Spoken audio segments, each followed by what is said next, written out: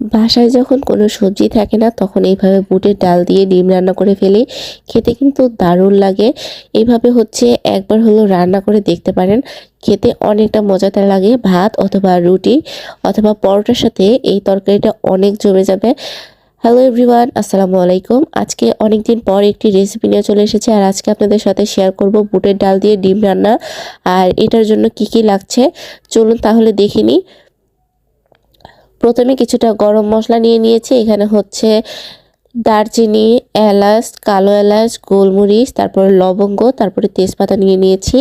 এখন হচ্ছে এগুলোকে এক সাইডে রেখে দিলাম। তারপরে এখানে কিছু গুঁড়া মশলার বাটা মশলা নিয়ে নিয়েছি, হলুদের গুঁড়া, মরিচের গুঁড়া, লবণ, আর তারপরে এখানে পেঁয়াজ, রসুন, জিরা আর কাঁচামরিচ যেভাবে একসাথে বেটে নিয়েছি।